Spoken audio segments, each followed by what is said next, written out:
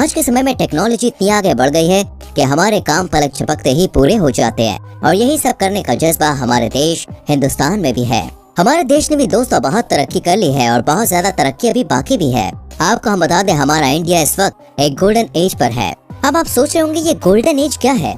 दोस्तों, हम आपको बता दें कि इस वक्त इंडिया की आधी से ज्यादा पॉपुलेशन यंग है और काम कर रही है, और जो बाकी बचे हुए लोग हैं या तो वो वर्किंग एज के नहीं है या फिर बुजुर्ग है। लेकिन इंडिया के पास एक बहुत ही अच्छी अपॉर्चुनिटी है, यंग पॉपुलेशन। जी हाँ, ऐसा कहा जाता है कि जिस देश में काम करने वाले लोगों की संख्या ज्यादा होती है उस देश में तरक्की और विकास भी बहुत जल्दी होता है। जैसे कि आप जापान को ही ले लीजिए। सन 1964 में जापान की वर्किंग पॉपुलेशन बहुत ज्यादा थी और ये करीब सन 2004 तक रही, और इसी बीच जापान ने सबसे ज्यादा तरक्की भी की।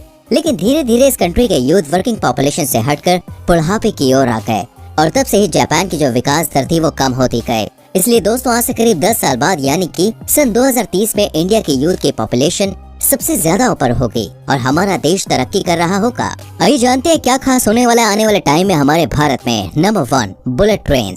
सन 2030 तक हमारे देश भारत में बुलेट ट्रेन चलना शुरू हो जाएंगी, जिससे हमें कहीं दूर जाने के लिए घंटों इंतजार नहीं करना पड़ेगा। इन बुलेट ट्रेन से दोस्तों कुछ ही देरी में कहीं भी जा सकेंगे हम, और कितनी भी दूरी का सफर हम तय कर सकेंगे। ये बहुत ही आसान होगा। ऐसा कहा जा रहा है कि आने वाले समय में इंडिया के बहुत बड़े नेटवर्क में बुलेट ट्रेन ही नजर आएंगी। इसकी शुरुआत मुंबई अहमदाबाद रूट से होगी और सभी बड़े बड़े राज्यों से होकर गुजरेगी। इस बुलेट ट्रेन की स्पीड करीब 200, 250 से 400 किलोमीटर प्रति घंटा होगी। जब मोदी जी प्रधानमंत्री नहीं बने थे तब से मोदी जी ने एक सपना देखा था कि हमारे देश में बुलेट ट्रेन चलेंगी, जिससे हमें किसी बाहर के ट्रेन में सफर नहीं करना पड़ेगा।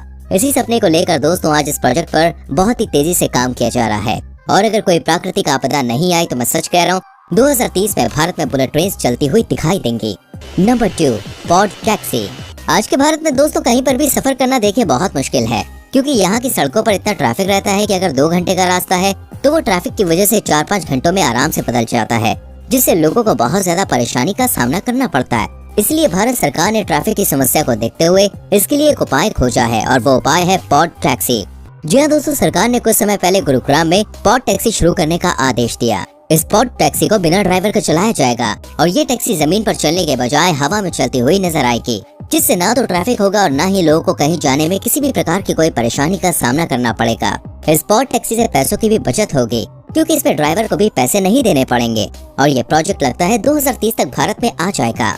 Number 3, Chenab bridge. भारत के जम्मू कश्मीर राज्य में दोस्तों दुनिया का सबसे बड़ा ब्रिज बनाने की तैयारी चल रही है। ये ब्रिज एफिल टावर से भी बड़ा है। ये ब्रिज दोस्तों चेनाब नदी पर बनाया जा रहा है। इस ब्रिज के बारे में बहुत ही इंटरेस्टिंग बात बताने वाला हूँ, लेकिन पहले वीडियो को लाइक कीजिए।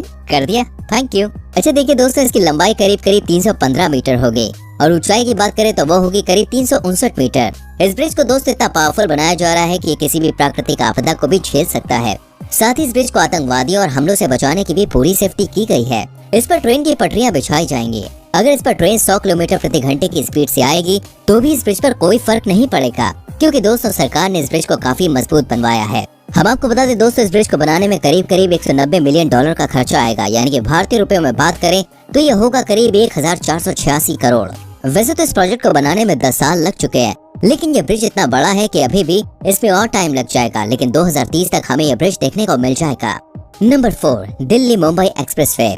आपको बता दें कि इस दिल्ली मुंबई एक्सप्रेसवे प्रोजेक्ट का काम अभी चल रहा है, और इस प्रोजेक्ट के पूरा होने से हमारा भारत एक अलग ही दिशा में चला जाएगा। यह हाईवे हमारे भारत में खूब जाना जाएगा, क्योंकि सरकार ने इस हाईवे को बनाने के लिए दोस्तों कुछ अलग ही सोच रखा है। सरकार का कहना है कि हाईवे के चारों ओर करीब 40 लाख पेड़ लगाए जाएंगे, जिससे इस हाईवे की खूबसूरती और बढ़ जाएगी। और सिर्फ इतना ही नहीं, इस हाईवे के बनने से 32 करोड़ लीटर फ्यूल की भी बचत होगी। इसको बनाने में करीब 1 लाख करोड़ रुपए का खर्चा आएगा। यह हाईवे एक्सेस कंट्रोल है, जिससे इस हाईवे के बीच में से किसी का भी आना जाना मना होगा। इन पेड़ों को लगाने से दोस्तों एक तो लोगों को अच्छी मात्रा में ऑक्सीजन मिलेगा, और साथ ही फ्यूल के कम खर्च से कार्बन डाइऑक्साइड गैस भी कम होगी। इस आलिशान हाईवे की मदद से दिल्ली से मुंबई का सफर सिर्फ 12 से 13 घंटों में पूरा हो जाएगा। अभी की बात करें तो इनका डिस्टेंस 1510 किलोमीटर है, लेकिन इस हाईवे के बनने के बाद ये डिस्टेंस सिर्फ 1380 किलोमीटर का हो जाएगा। यह हाईवे इंडिया का सबसे लंबा हाईवे कहलाएगा, और सरकार का कहना है कि यह हाईवे पूरी तरह से 2030 तक बनकर तैयार हो जाएगा।